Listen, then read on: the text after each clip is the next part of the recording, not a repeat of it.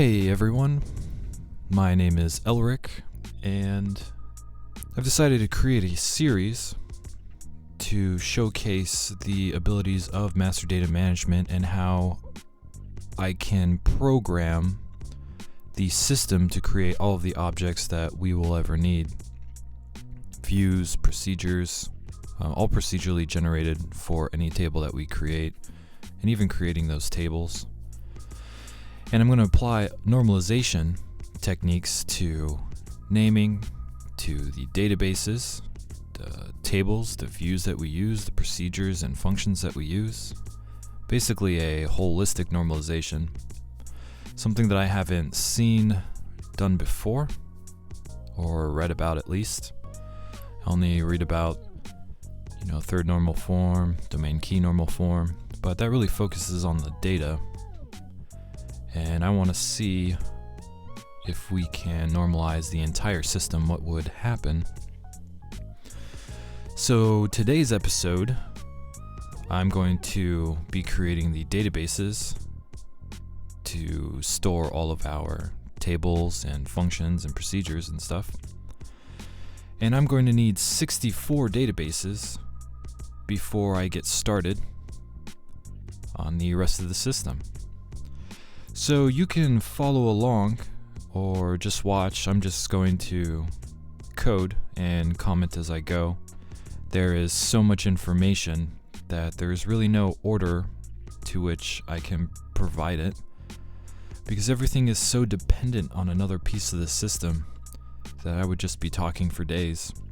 So I think it's best that, we just take it one step at a time. Consider this a blank system.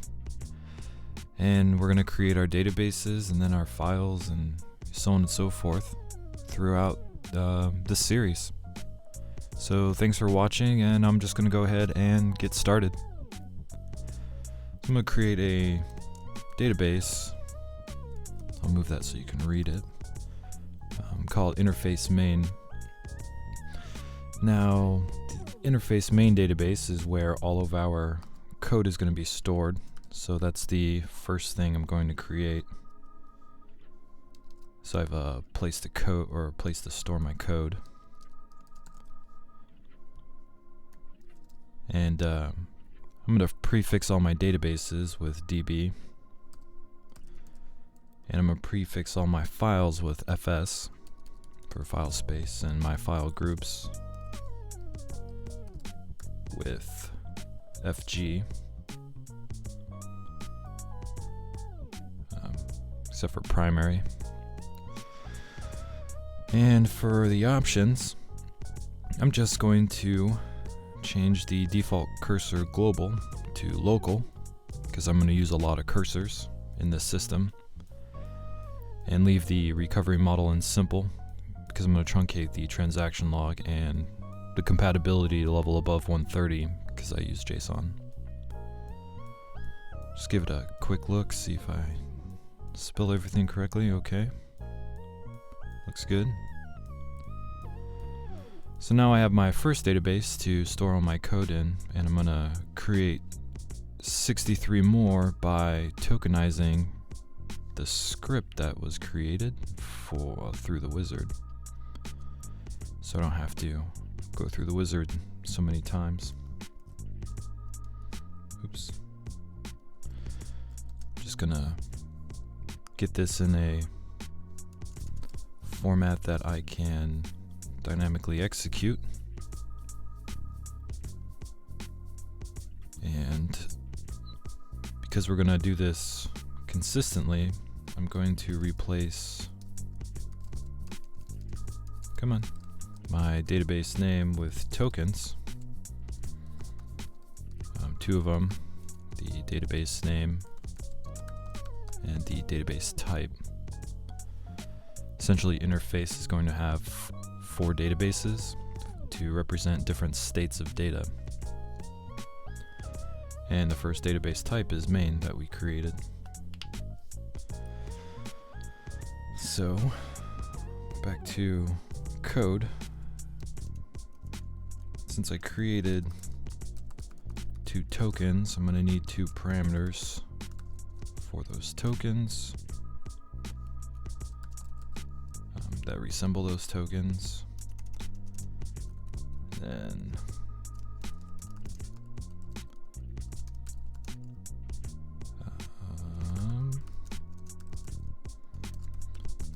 some parameters to store the scripts from below.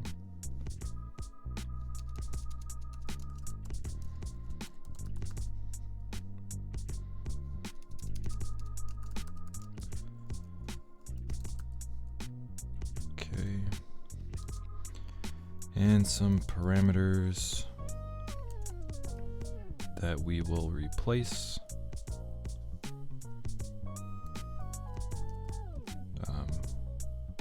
Essentially the tokenized scripts.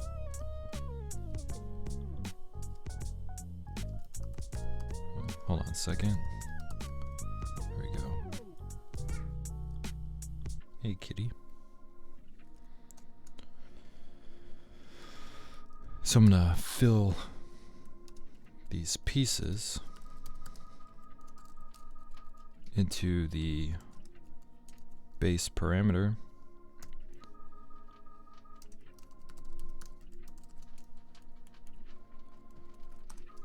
And then I'm going to replace the tokens and store them in the execute.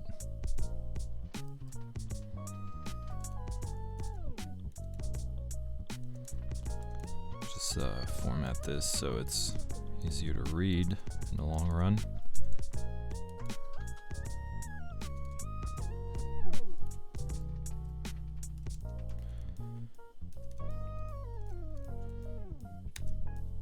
It's a little slow. What's going on?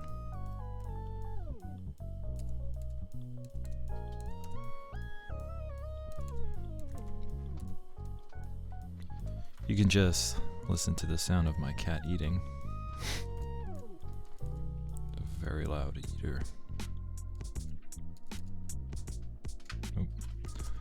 That's where our second one is going to end, and then our last one.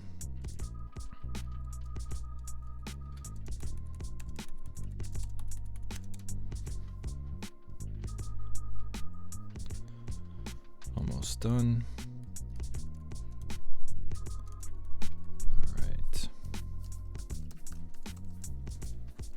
Our post base.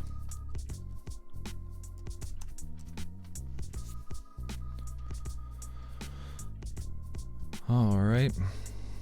So now I'm just going to fill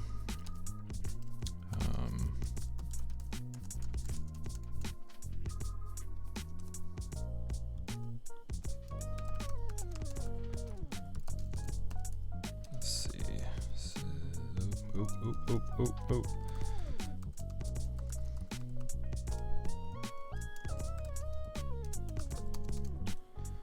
db plus our two incoming parameters.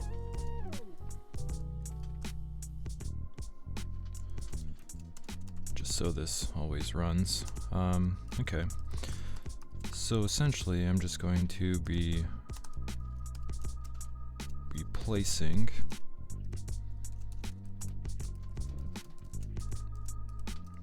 the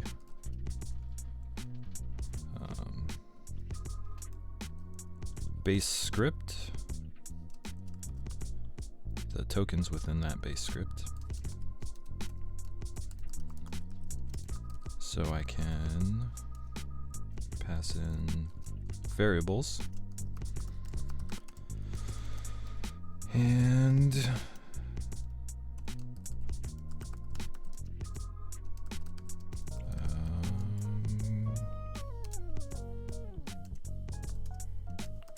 create a ton of databases. Pretty sure you guys know how to create a database, but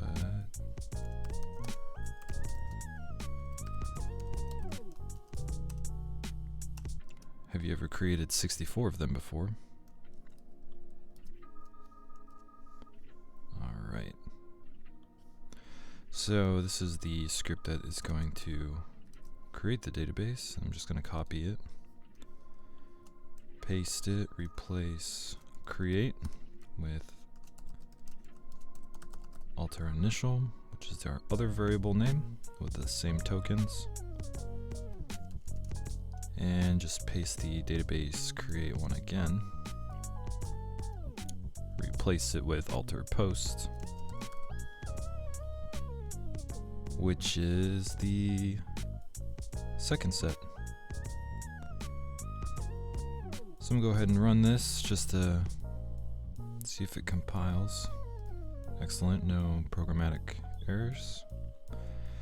And that is it for our procedure.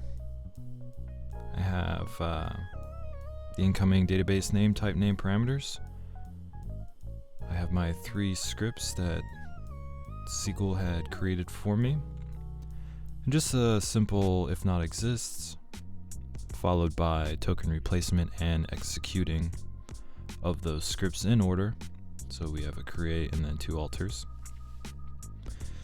And that is that's it, simple as that. And like I said, interfaces for all my code. So I'm gonna go ahead and store. Put year first.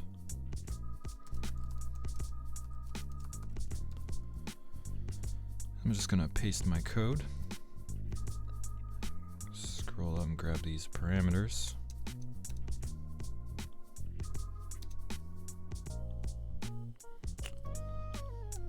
And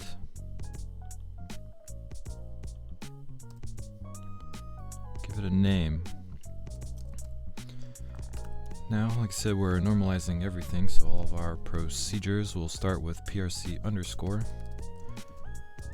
And then I'm going to go ahead and give it a 4-part name here, generalized to more specific functionality. So a system procedure that modifies objects, that object being a database, and it's going to create. So I'm just going to go ahead and walk over my code, make sure everything looks good. Here are where I declare variables. Initialize variables.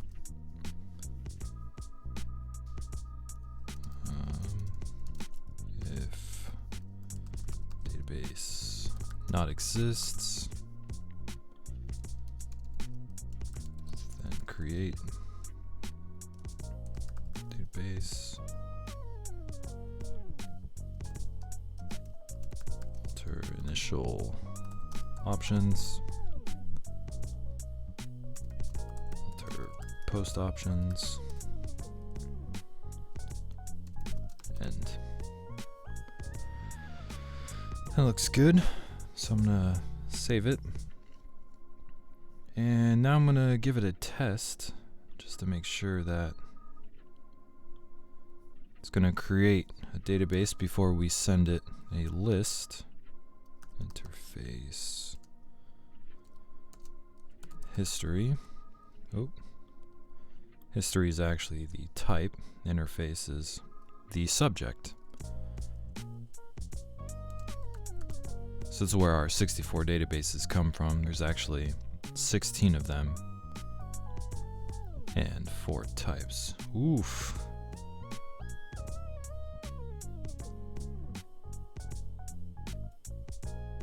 Oop, looks like kind of messed up on a token name. No problems. That happens. So I want consistency, and this is a database type, and it's a name. And that is what we've replaced it with. Excellent.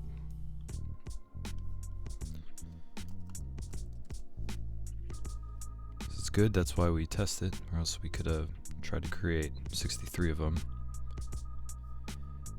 And just seeing a wall of red text. Awesome. So now that we know this works, I'm going to loop through and create the other 63 using a cursor. So database name, database type name, and then since we do not have tables yet,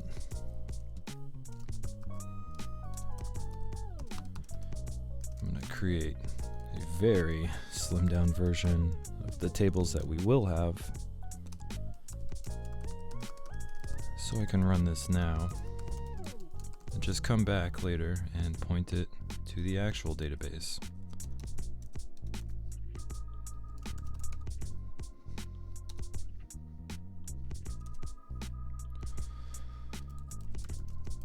Alright, now for our database types,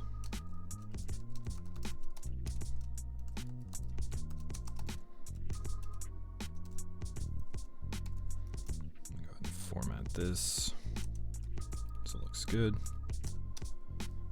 Alright, so the first type is main, where we will basically run everything off of, and then every purpose needs a history for changes and an archive for retired data. I lose connection. Ooh. Actually, there we go. Should be easier to read from now on. And lastly, a snapshot, so we can freeze our system in its current state. And then the purposes, the databases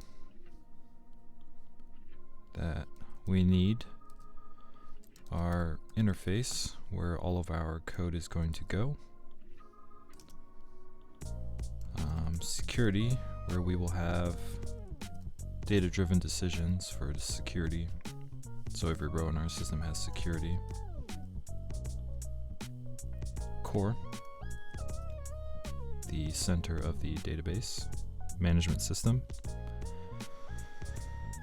and because we are normalizing, we're going to have all of our external content in one database called display.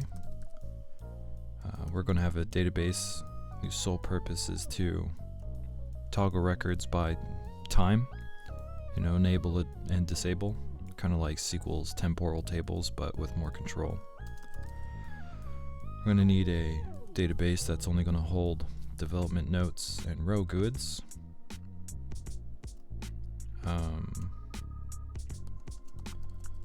Going to need a database that's going to be responsible for cleaning our system, and one so we can find anything in our system. We're going to need one that's going to flatten our crazy model, and one that's going to send data, like a place that we can create tables for files going out. One for BI, one for reports, one for Power BI and cubes, a little different from our actual strategy, which is why I separated them. We're going to need an input database called migrate for things that don't match our system, and an actual input database for things that match our system's format. And most importantly, system database is to replace information schema and to create things that will generate our procedures and functions and views and table shapes. Systems we are going to be working in for the next several videos. So let's see, 1, 2, 3, 4, 5, 6, 7, 8, 9, 10, 11, 12, 13, 14, 15, 16. So 16 times 4, that's our 64 databases. And I'm just going to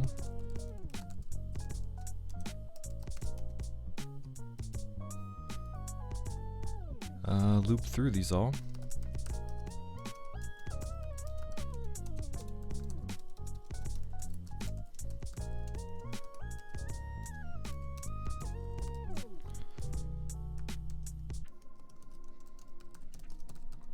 From into database name.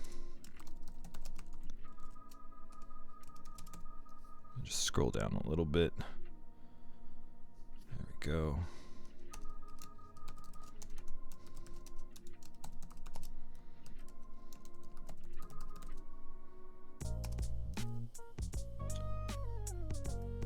Boom.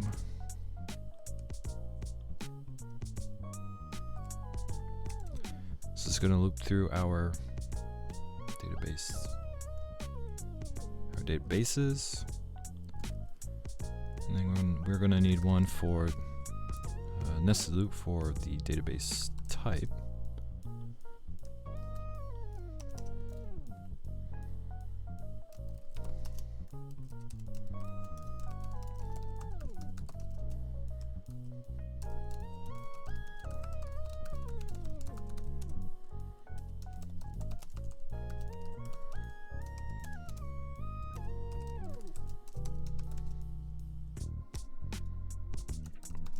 Gonna going a little faster than my connection.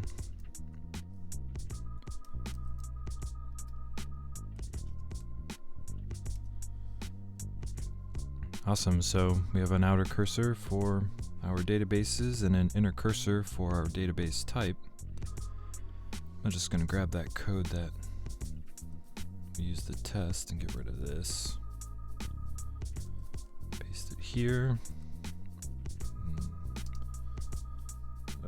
Make it look good. Oop, it's the wrong way.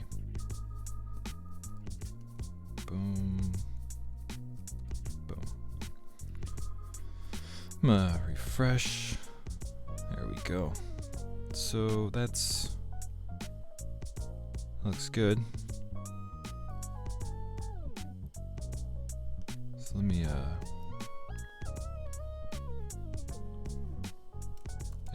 vault.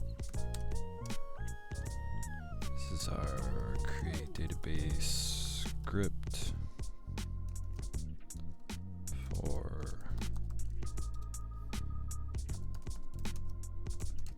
initializing the system. Alrighty, so here we go. 64 databases total. I guess not.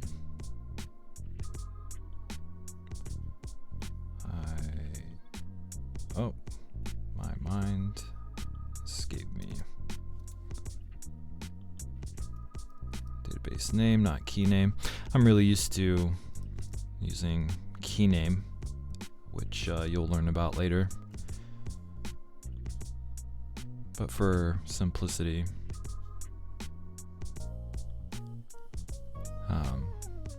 we just won't worry about it right now. I'm just gonna refresh to see if it's working. Awesome. So, that's essentially it for today's video. What we did was created different types of databases, each with a unique purpose, where our main data is going to be, where our historical recording will be, our retiring of data, essentially, and freezing the system for, I don't know, deployments or something. And then we created 16 other purposes, like analysis, atomic, and all of these normalized databases each have their unique functionality, And I think by splitting everything up into specific functionality like we do with, data normalization, then we can create almost a universal management system, master data management system. So, thanks for watching. And our next episode is going to be about creating files. So do tune into that. Because we're going to be adding about 8 files to each of these in the same fashion. We're not just going to right click on every database. But yeah, thanks again for watching. And if you have any questions, go ahead and leave a comment. And have a good day.